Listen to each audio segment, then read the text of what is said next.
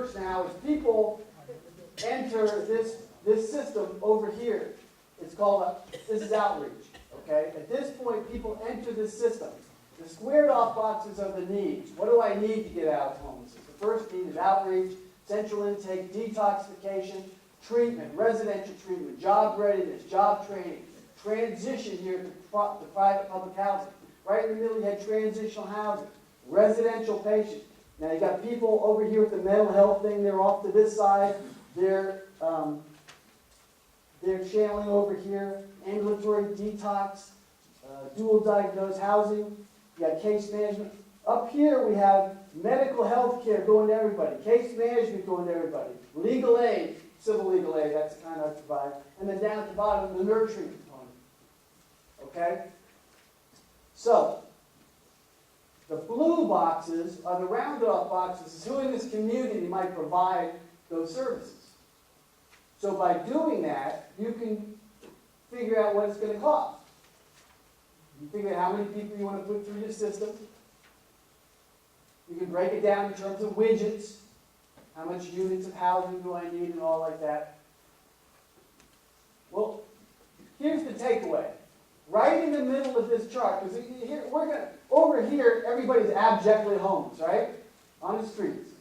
We're going to move them across the chart to this side to where they're housed and stabilized if they have mental health concerns, or working and housed if they can work. Now, my belief, I break homelessness down into two huge factions: those who can work and those who can't work. I'm going to talk about always in terms of that: those who can work and those who can't work.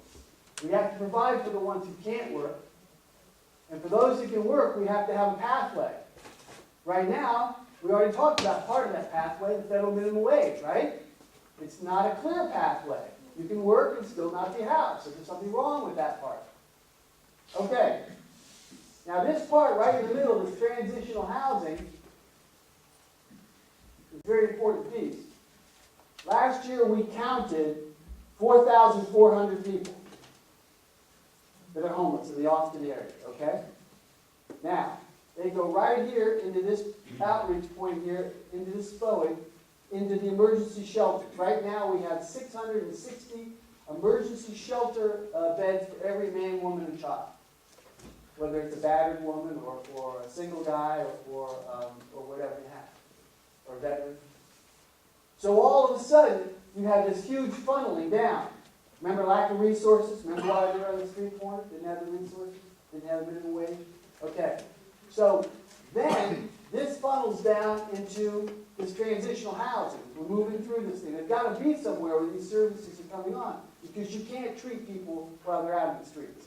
You've got to help people. You've got to reinstitute these skills, interview skills, employment. How do I present myself? Job training. You've got to be somewhere other than a bridge, right? Okay, so we put them in this transitional housing. Well, there's two reasons why we don't have enough transitional housing. Only 500. Anybody have a guess for the first one? Well, it's always money. God bless you. That's right. No, it's not space. We have lots of space. We have land. I think what you're talking about, Troxel, was great. I think it's great, but could you just build it over there? Could you just build it over there? Because it looks better over there. It's better over there. It's a great program. Over there. Over there. So it's NIMBYism, not in my backyard, right? Okay. That's a very real thing. We've had a lot of our major programs shut down. We had some really capable people. Walter Moreau is one. You may have read about his name. Building truly good, affordable housing that fits into a neighborhood, that people are proud to say, that's my neighborhood. So we have the capability, we have the people. Frank Fernandez helping the veterans. But the problem is NIMBYism, and how about this guy who can work, remember? Now he's supposed to get up and get himself out of here. But if he can't, the best skill he has is a minimum wage job, then all he's going to get is 7 1/4. So what happens? So he leaves this transitional housing, he falls all the way down and back around, he's homeless again. What a waste. What a waste, all the way around, all the energy to get him in there, all the people, all the dollars, all the tax dollars that we took, that we put this system together. This is a huge system. $4.5+ million last year is what we have in our little local system here for this problem. And then for it not to work because it bollocks up. It's an amazing word, isn't it? Bollocks? Bollocks. It's a great thing. I think the British say that. Bollocks up. So it's right here. It's choked up. It's choked up. So how do you get folks out of there? Well, back to our survey and the whole thing, we said, wait a minute, over at ACC, they're offering all these jobs. You said you want to work. What about that? What about putting this all together while you're in the transitional housing?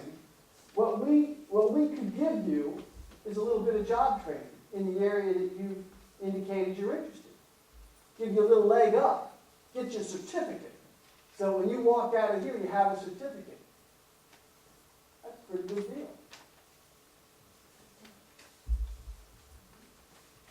But that's not enough. Because we had two problems, right? The wage. So what we thought we would do, certainly we want relief at the federal level. We want our federal response. But we got a local problem here now. This is us. This is our backyard. We got people standing on the corner bothering us. We got people in the parks bothering our daughters, asking them for help. That's just wrong. I want to end homelessness. And I want to create a pathway so we're civilized. Because I have people out there that say they want to end homelessness. They don't want to be homeless. So what we've been doing is reaching out to groups like this. Right now we've been pretty much focusing on faith-based organizations and saying, look, you've been putting cheese whiz and white bread now and feeding the homeless for a number of years. Aren't you kind of tired of that? Isn't that kind of wore thin? Don't you really want some change? That was one of the last things that Senator Ed Kennedy talked about was change. I want change, real change. So we've asked each group that we go before to adopt financially one person. One person. Adopt them to help them cover the cost of this training and to subsidize them for a short period of time from the minimum wage to the living wage until we get them into that job. And did I mention that Ashton Cumberbatch is on our task force now? Oh, the forum, it evolved into a task force. I'm the co-chair along with Alan Graham. And we now have a task force that's ready to put together a plan that I'm talking to you about right now to where we would subsidize these folks. We would subsidize their study and we would subsidize their wage until we get them into a job and it's long enough for them to be sustained and independent because they've already started to get their own raises. That's the idea. It's that simple. It's that complicated. I don't know what you look at it. It's creating a pathway where there wasn't one before. It's realizing